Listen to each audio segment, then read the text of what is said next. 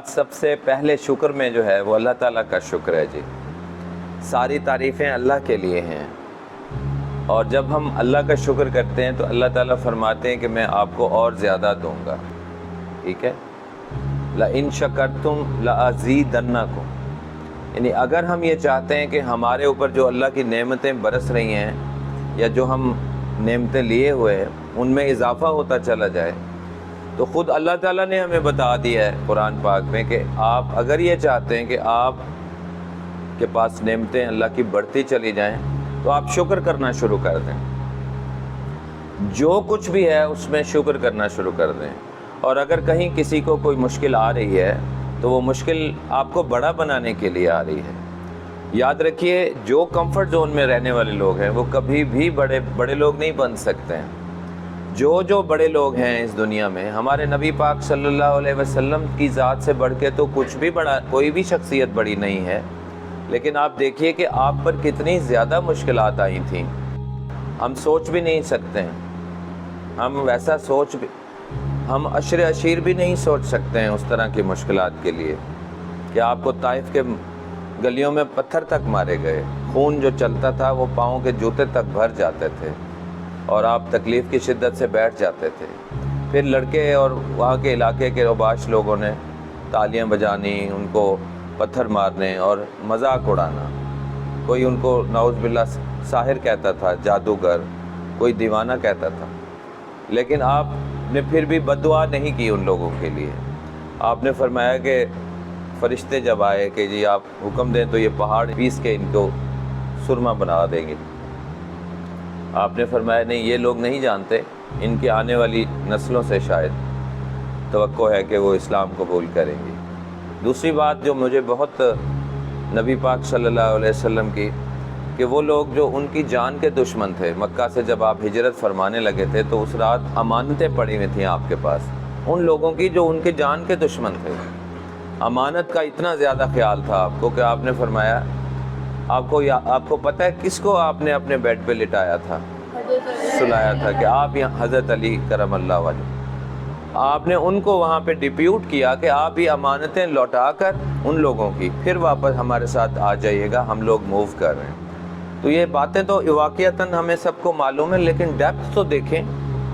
ہمیں تو یہاں پہ کوئی بھی تھوڑا سا کوئی غلط بات کرے تو ہم تو امانت کا تو خیال ہی نہیں ہے. پہلی بات تو یہ کہ امانت کے اندر خیانت کرنا یا امانت کو ادھر ادھر کرنا، یہ تو ہمیں پتہ ہی نہیں ہے اس بات کا. تو یہ انہوں نے اپنے عمل سے ہمیں بتایا کہ ہمیں لائف کو کیسے گزارنا ہے. اگر ایک چھوٹی سی لائف ہے 60 70 80 سال کی، پتہ نہیں ہے کتنی لائف ہے، یہ بھی پتہ نہیں ہے ہمیں کہ ہماری کتنی لائف باقی ہے. لیکن وہ لائف ایک ہی دفعہ ملی ہے، ٹھیک ہے، وہ ایک دفعہ لائف ملی ہے. اس ایک دفعہ کی لائف میں ہم نے اس لائف کو بھی بہتر بنانا ہے اور آنے والی لائف کو بھی بہتر بنانا ہے. اور اگر ہم ناکام چلے گئے، دنیا بھر کی ڈگریز لے کر بھی ہم اللہ کو راضی نہیں کر کے گئے، تو پھر ہم ناکام چلے گئے. پوری دنیا کی دولت اکٹھی کر لی ہم نے لیکن اللہ کو راضی نہیں کیا ہے، تو پھر ہم ناکام چلے گئے. ابھی بہت سارے دولت مند لوگوں کے ڈیلی واقعات آپ سن رہے ہو. لاہور کے اندر ایک واقعہ ہوا ہے جہاں پہ ایک سگے بیٹے نے اپنے والد کا مرڈر کرایا ہے پیسوں کے پیچھے. وہ کہتا تھا مجھے 5 لاکھ پر منتھ نہیں چاہیے جیب خرچ، مجھے 30 لاکھ تک چاہیے، 1 لاکھ روپیہ روزانہ چاہیے، یا میں نے فلاں جگہ پہ شادی کرنی ہے یا فلاں کمپنی کے ساتھ اٹھنا بیٹھنا ہے. تو پتہ یہ چلا کہ ہم لوگ عام طور پہ پیسے کے پیچھے بہت وہ ہو رہے ہوتے ہیں کہ پیسہ جس کے پاس زیادہ ہے اس کے پاس شاید سکون بھی زیادہ ہے، عزت بھی ہے، یہ وہ. حالانکہ ایسا نہیں ہے، سکون پیسے میں نہیں ہے. کیونکہ جو ٹک ٹاکرز آج کل کی چل رہی ہے وبا، جس میں فیملی ولاگنگ ہو رہی ہے. پچھلے دنوں میں سن رہا تھا، ایک دیکھ بھی رہا تھا، سسٹرولوجی کے نام سے کوئی گروپ بنا ہوا ہے. وہ سسٹرز ہیں اور ایک واہیات قسم کی ایکٹیویٹیز وہ گھر میں کرتی ہیں، اور جو گھر کے یا بیڈ روم کے یا نجی قسم کے معاملات ہیں ان کو لوگوں کو دکھانے کے لیے. تو جبکہ ہمارے نبی پاک صلی اللہ علیہ وسلم نے فرمایا کہ کسی کے گھر میں جھانکنے والے کو اس کی آنکھ پھوڑ دینی چاہیے. اگر کسی کی گھر میں کوئی ایسے جھانکے گا، مفہوم ہے، تو اتنا بڑا جرم ہے کہ کسی کی نجی زندگی کے اندر آپ تانک جھانک کرتے ہیں تو وہ اس کی آنکھ پھوڑ دینی چاہیے۔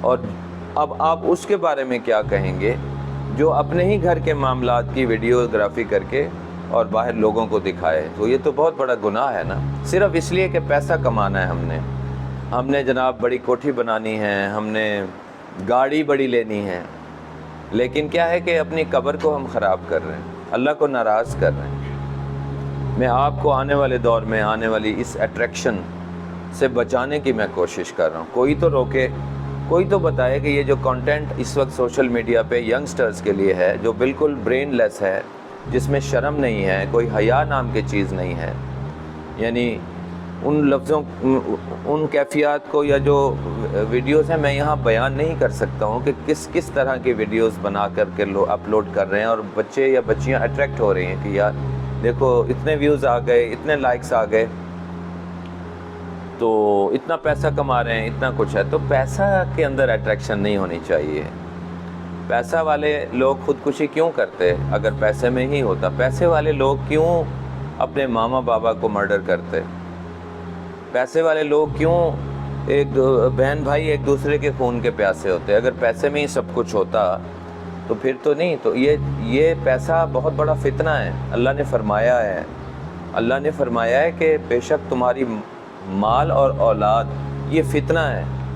اور میں نے پھر یہ اس میں ایڈیشن سوچی ہے کہ جب اولاد بھی فتنہ ہے، مال بھی فتنہ ہے، اگر اولاد کے پاس مال زیادہ دیا جائے وہ مزید فتنہ بن جائے گا۔ دو فتنے اکٹھے ہو گئے نا، مال فتنہ ہے، اولاد فتنہ ہے، آزمائش ہے۔ تو اسی لیے اگر آپ کے پیرنٹس کہیں آپ کے اوپر چیک اینڈ بیلنس رکھے ہوئے ہیں تو خدا کے واسطے ان کے سامنے بغاوت نہیں کرنی، ان کو اوبے کرنا ہے۔ اگر آپ چاہتے ہو کل آپ بڑے بن جاؤ، آپ کی بات مانیں لوگ، آپ لیڈ کریں، ان کی مثال آپ دیکھیں، آپ ان کو فالو کرتے ہو، ان کی بات مانتے ہو۔ یہ وہ بچی ہے جو آج سے 6 سال پہلے ادھر ہی بیٹھی ہوئی تھیں فرسٹ ایئر میں، اس طرح ادھر کا مطلب پوزیشن کی بات کر رہا ہوں، یہ تو بلڈنگ اب لی ہے ہم نے، وہ پہلے والی بلڈنگ میں اس پوزیشن پہ بیٹھی ہوئی تھی، لیکن 2 سالوں میں انہوں نے کبھی ڈس اوبے نہیں کیا، کبھی کوئی ٹیسٹ مس نہیں کیا، کبھی کسی ٹیسٹ کو لوز نہیں کیا کہ اچھا یار کوئی مسئلہ نہیں ہے، اس دفعہ فیل ہو گئے اگلی دفعہ پاس ہو جائیں گے۔ ہر ٹیسٹ کو انہوں نے فائٹنگ سپرٹ کے ساتھ دیا، اور اب ہمارے دل میں، ہماری آرگنائزیشن میں ان کی جگہ بنتی چلی گئی، ماشاءاللہ سروکار ہیں، پہلے دن سے ہمارے ساتھ جڑے ہوئے ہیں۔ کیا ہے کہ آپ معاشرے کے اندر جگہ بناتے ہو 2 چیزوں کی وجہ سے، اپنی پرفارمنس کی وجہ سے پلس اپنے ایٹیٹیوڈ کی وجہ سے۔ صرف پرفارمنس کافی نہیں ہے، آپ کا ایٹیٹیوڈ اگر نہیں ہے، آپ کے اندر تکبر ہے، آپ کے اندر نیگیٹو ایٹیٹیوڈ ہے، دوسرے کو آپ حقیر سمجھتے ہو، تو کبھی بھی آپ اوپر نہیں جا سکتے ہو۔